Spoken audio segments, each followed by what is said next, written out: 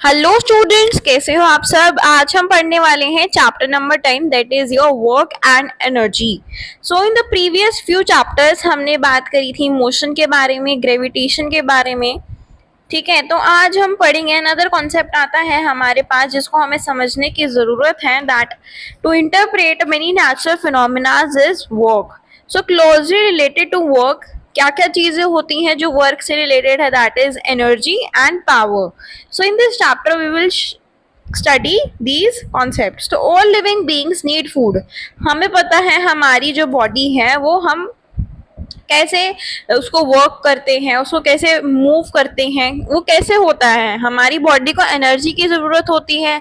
Energy हमें कहाँ से मिलती है? जब हम खाना खाते हैं, वो खाना हम जब हमारी बॉडी के अंदर स्टोर होता है तो उसकी जो चेंजिंग होती है वो एनर्जी के अंदर हो जाती है, उसी से हमें एनर्जी मिलती है।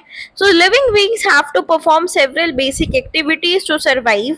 So we call such activities life processes. हम कुछ एक्टिविटीज को ऐसे परफॉर्म करते हैं जो कि हमारी लाइफ का एक बहुत एसेंशियल रोल प्ले करता है, जिसकी वजह से हमारी लाइफ सर्वाइव हो सकती है।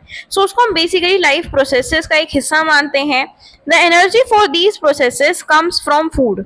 तो उस एनर्जी को हम कहाँ से लेते हैं? फूड से लेते हैं। We need energy for other activities. सभी एक्टिविटीज के लिए हमें एनर्जी की जरूरत पड़ती है। As we all know that activities जैसे कि कोई भी जो एक्टिविटी है वो हमारे बॉडी के अकॉर्डिंग होती है, जितनी एनर्जी हम उसमें लगा सकते हैं। ठीक है, so animals to engage in activities, जैसे कि ह्यूमन बीइंग्स एक्टिविटीज के अंदर एंगेज रहते हैं, अपने आप की बॉडी को एंगेज रखते हैं, वैसे ही एनिमल्स भी रखते हैं। जैसे कि वो जंप करते हैं, रनिंग करते हैं, they have to fight, move away from enemies, find food और find a safe place to live. Also we engage some animals to lift weights, carry loads, pull carts और प्लो फील्ड्स। हम कुछ ऐसे domestic animals रख लेते हैं हमारे घरों के अंदर, जिसके अंदर हम उनसे काम करवाते हैं। या जब हम फार्मिंग में देख लेते हैं, फार्मिंग में भी बहुत सारे बुलो कार्ड्स होते हैं। ठीक है, तो उनसे लिफ्ट कराया जाता है वेट, फील्ड्स को प्लोइंग करवाया जाता है। All such activities require energy. इन सभी एक्टिविटीज के अंदर एनर्जी की रिक्वायरमेंट होती है। Think of machines, list the machines that you have come across, what do they need for their working, why do some engines require fuel like petrol and diesel. अब आप सोचो, machines हम सोचते हैं कि हमें काम करने की जरूरत ना पड़े, हम मशीन से ही उसको करवा ले काम को, लेकिन मशीन्स भी कैसे काम करती हैं, उनको भी एनर्जी की जरूरत होती है। और वो एनर्जी उन्हें कहाँ से मिलती है? उसमें हम फ्यूल डालते हैं, फ्यूल इन द सेंस हम पेट्रोल डालते हैं, डीजल डालते हैं, तभी वो मशीन वर्क करती है, वर्किंग प्रोसेस में आती है। So why do living beings and machines need energy. तो हमें और मशीन्स को एनर्जी की जरूरत होती क्यों है? अब हम इसका बेसिक कॉन्सेप्ट, जो इस चैप्टर का बेसिक कॉन्सेप्ट है, that is known as work, इसके बारे में स्टडी करते हैं। What is work? वर्क होता क्या है? So there is difference in the way we use the term work in our day to day life and the way we use it in science. तो science के अंदर एक इसकी basic term अलग है, और हमारी डे टू डे लाइफ के अंदर जो वर्क की एक डेफिनेशन होती है वो एक अलग स्पेसिफिक डेफिनेशन है। So to make this point clear, let us consider some examples. हम कुछ समझ लेते हैं। Not much work in spite of working hard. Kamali is preparing for examinations. She spends lots of time in studies. She reads books. कमली अपनी preparation कर रही है अपने एग्जामिनेशन के लिए, वो बहुत ज़्यादा टाइम लगाती है, वो डायग्राम ड्रॉ करती है, अपने थॉट्स को ऑर्गेनाइज करती है, क्वेश्चन पेपर्स को कलेक्ट करती है, क्लासेस अटेंड करती है, सभी प्रॉब्लम्स को अपनी फ्रेंड्स के साथ डिस्कस करती है, एक्सपेरिमेंट्स परफॉर्म करती है। She expends a lot of energy on these activities. In common parlance हम कहेंगे कि वो क्या कर रही है? वर्क हार्ड कर रही है। शी इज वर्किंग हार्ड, वो बहुत काम कर रही है, बहुत मेहनत का काम कर रही है। All this hard work may involve very little work if we go by the scientific definition of work. So हम कहते हैं कि वो बहुत मन लगा के काम कर रही है, बहुत मन लगा के पढ़ाई कर रही है। लेकिन अगर हम उसको साइंस की टर्म में कहेंगे तो वर्क की एक अलग डेफिनेशन होती है। वर्क का मतलब होता है कि आपने कितनी मूवमेंट करी है, बॉडी की कितनी फिजिकल मूवमेंट हुई है, उसको बेसिकली टर्म्स में हम उसको डिफाइन करेंगे।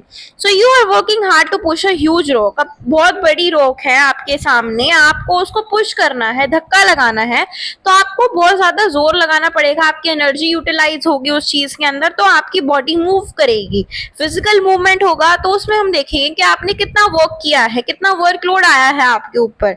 सो लेट अस से the rock does not move despite all the effort, you get completely exhausted. However, you have not done any work on the rock as there is no displacement of the rock. अब second situation ये आ जाती है, अगर आपके सामने huge rock है और आपने उसको पुश करा है लेकिन वो हिली नहीं है अपनी डिस्प्लेसमेंट से, अपनी पोजीशन से उसकी डिस्प्लेसमेंट हमें नहीं दिख रही है, तो हम ये कहेंगे कि आपने तो कुछ वर्क किया ही नहीं है. सो उस चीज के अंदर क्या हो जाता है, उस सिचुएशन के अंदर आ जाता है कि आपने कोई वर्क किया ही नहीं है. So you stand still for a few minutes with a heavy load on your head, you get tired, you have exerted yourself and have spent quite a bit of your energy. Are you doing work on the Lord? The way we understand the term work in science, work is not done. So you climb up the steps of a staircase and reach the second floor of a building just to see the landscape from there. You may even climb up a tall tree. If we apply the scientific definition, तो इसके अंदर lot of work included है. Day to day life के अंदर हम consider करते हैं बहुत सारी useful physical mental labour as work. Activities जैसे कि playing in field, talking with friends, humming a tune, watching a movie, attending a function are sometimes not considered to be work.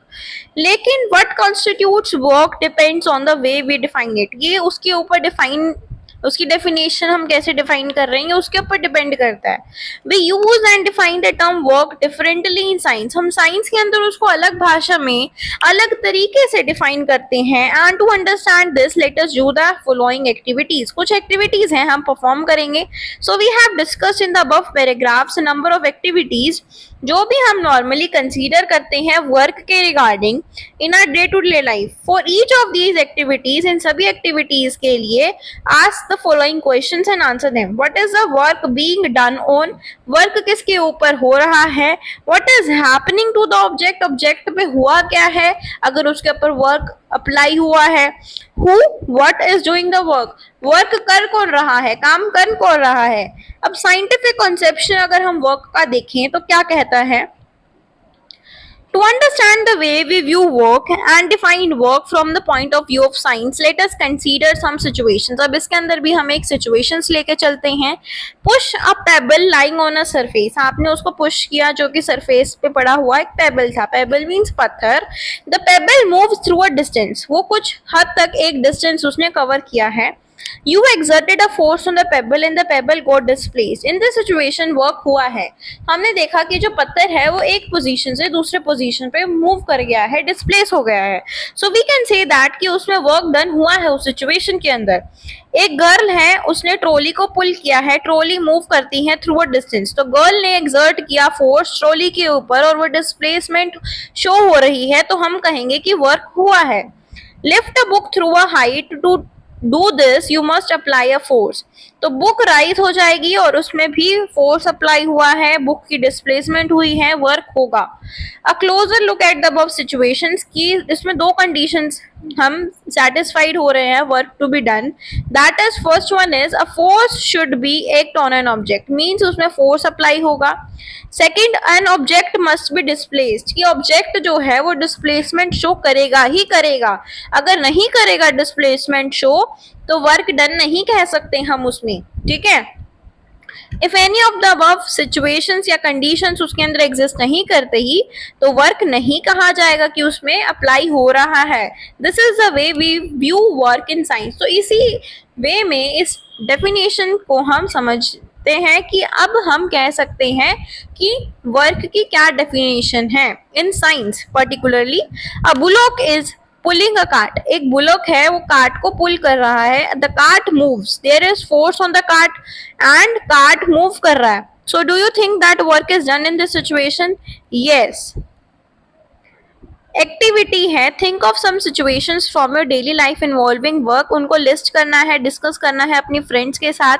Try to reason out your responses. Work is, if work is done, which is the force acting on the object, what is the object on which the work is done, what happens to the object on which the work is done. ये situation आपको create करनी है और इस activity को perform करना है अपने फ्रेंड्स के साथ। Work done by a constant force. How is work defined in science? To understand this we shall first consider the case when the force is acting in the direction of displacement. आप एक constant force को late करिए कि F act हो रहा है किसी भी ऑब्जेक्ट के ऊपर। F क्या है? फोर्स है। So let the object be displaced to a distance s in the direction of force और W be the work done। तो हम वर्क को क्या कहेंगे? Work is refer to as force into displacement. इसको हम लिखेंगे W is equals to F into S. So आपके पास यहाँ पे एक टेबल दी हुई है फिगर 10.1 के अंदर। This is force and this is the direction जिसमें डिस्प्लेसमेंट हुआ है। मींस कि जो ये ब्लॉक है हमने इसके ऊपर फोर्स अप्लाई किया और ये ए पोजीशन से कहाँ आ गया? बी पोजीशन पे आ गया by the displacement. So this work done by a force acting on an object वो इक्वल होता है, उसकी मैग्नीट्यूड कितनी है उसको हम उसके डिस्टेंस से मल्टीप्लाई कर देते हैं कि उसके अंदर कितना डिस्प्लेसमेंट हुआ है इन the direction of force. Means positive direction में हम उसको मल्टीप्लाई करेंगे। Work has only magnitude and not direction. Work की सिर्फ मैग्नीट्यूड को हम देखते हैं, डायरेक्शन को हम नहीं देखते। अब इक्वेशन 10.1 के अंदर अगर फोर्स 1 न्यूटन है, एस 1 मीटर है, तो work done by the force will be 1 newton metre. So इसकी यूनिट ऑफ वर्क क्या हो जाएगी? न्यूटन मीटर, या फिर इसको हम जूल भी कह सकते हैं। So 1 joule is the amount of work that done on an object जब फोर्स 1 न्यूटन का डिस्प्ले हुआ by 1 metre along the line of action of the force. अब आपको इक्वेशन 10.1 में देखना है carefully. What is the work done when the force on the object is 0? What would be the work done when the displacement of the object is 0? Refer to the conditions that are to be satisfied to say that work is done। अब आपके पास example है, that is एक force है 5 Newton का, वो act हो रहा है किसी भी ऑब्जेक्ट पे। The object is displaced through 2 meter in the direction of force। So हमारे पास S भी दिया हुआ है और F भी दिया हुआ है। अगर फोर्स एक्ट हो रहा है ऑब्जेक्ट पे all through the displacement, then work done is Fn into 2 meter is equals to 10 newton metre और 10 जूल। ठीक है, तो 5 इंटू 2 कर देंगे हम, force into displacement, that comes out to be 10 newton metre और 10 जूल हम उसको रिप्रेजेंट कर सकते हैं। अब आप अनदर सिचुएशन को कंसीडर कीजिए जिसके अंदर फोर्स और डिस्प्लेसमेंट सेम डायरेक्शन के अंदर है। Baby pulling a toy car parallel to the ground are shown in figure 10.4। The baby has exerted a force in the direction of displacement of the car। तो इस situation के अंदर work done कितना होगा? which is equal to the product of force and displacement। In situations के अंदर आपको work done क्या लेना होता है? पॉजिटिव लेना होता है। जिसमें ये पुल कर रहा है एक बेबी, उसको अपनी तरफ पुल कर रहा है, तो इस सिचुएशन के अंदर हम वर्क डन को पॉजिटिव लेंगे। अगर रिटार्डिंग फोर्स है और वो अपोजिट डायरेक्शन में अप्लाई हो रहा है तो उसमें हम क्या लेंगे? वर्क डन को हम नेगेटिव ले लेंगे। ठीक है, so it is clear from the above discussion कि जो वर्क डन है by a force can be इधर पॉजिटिव और नेगेटिव। तो इसको समझने के लिए हमारे पास एक और एक्टिविटी है। एक ऑब्जेक्ट को आपने लिफ्ट करना है, work is done by the force exerted by you on the object. The object move upwards, the force you exerted is in the direction of displacement. तो वो जो फोर्स एक्सर्ट हुआ है वो डायरेक्शन डिस्प्लेसमेंट वाली direction में exert हुआ है। So there is force of gravity acting on the object। which one of these forces is doing positive work, which one is doing negative work? आपको इसके reasons बताने हैं। अब work done negative जब होता है जब force opposite to the direction of displacement में work करता है, और positive जब होता है जब वो उसी direction में work करता है। जैसे एग्जाम्पल है, एक पोर्टर लिफ्ट कर रहा है luggage of 15 kg from the ground और उसको पुट कर रहा है on his head 1.5 metre above the ground. तो आपको कैलकुलेट करना है work done by him on the luggage. Mass कितना है? 15 kg और डिस्प्लेसमेंट है 1.5 m। तो वर्क डन क्या होगा? m into G into S. So that comes out to be 2 to 5 joules. ठीक है, अब हमारे पास टॉपिक है that is energy. Life is impossible without energy, हमें पता है एनर्जी के बिना हमारी लाइफ अधूरी है, इम्पॉसिबल है. So the demand for energy is ever increasing. Where do we get energy from, हमें एनर्जी मिलती कहाँ से है. अब सन, जो हमारा सनलाइट हमें जहाँ से मिलती है वो सन है. अब सन क्या है, sun biggest natural source of energy है हमारे लिए. So many of our energy sources are derived from the sun. We can also get energy from the nuclei of atoms, the interior of earth and the tides. ठीक है, तो इन सारी चीज़ों से हमें एनर्जी प्रोवाइड होती है. The word energy is very often use in our daily life. लेकिन साइंस के अंदर हमारे पास इसकी डेफिनाइट और प्रिसाइज मीनिंग है. Let us consider the following example. जब भी हम fast moving cricket ball hits a stationary wicket, the wicket is thrown away. Similarly, an object when raised to a certain height gets the capability to do work. You must have seen that when a raised hammer falls on a nail placed on a piece of wood, it drives the nail into the wood. So हम कह सकते हैं या हम observe करते हैं कि children vending a toy such as a toy car and when the toy is placed on the floor तो वो मूव करना शुरू कर देता है. when a balloon is filled with air, और अगर हम उसको प्रेस करेंगे हम नोटिस करेंगे कि वो अपनी शेप में चेंज हो गया है. as long as we press it gently it can come back to its original shape when the force is withdrawn. However, if we press the balloon hard it can even explode, providing or producing a blasting sound. In all these examples object acquire हो रहा है through different means और capability हो रही है काम को करने की. An object having a capability to do work is said to possess energy. तो किसी भी ऑब्जेक्ट के अंदर कोई भी कैपेबिलिटी होती है, कैपेसिटी होती है किसी काम को करने की, तो उसको हम कहते हैं कि वो एनर्जी प्रोड्यूस करता है. The object which does the work loses energy, जो ऑब्जेक्ट काम को करता है वो एनर्जी को लूज कर रहा है और जिस ऑब्जेक्ट पे वर्क अप्लाई होता है वो गेन करता है. How does an object with energy do work? An object that possesses energy, वो एक फोर्स एक्सर्ट करता है दूसरे ऑब्जेक्ट के ऊपर और जब ये होता है तो एनर्जी ट्रांसफर हो जाती है एक ऑब्जेक्ट से दूसरे ऑब्जेक्ट पे. So second object may move as it receives energy and therefore do some work. Thus, first object had a capacity to do work. तो इससे हमें पता चला this implies that कोई भी ऑब्जेक्ट है वो एनर्जी को पोजेस करता है तो वो वर्क कर सकता है. The energy possessed by an object is thus measured in terms of its capacity of doing work.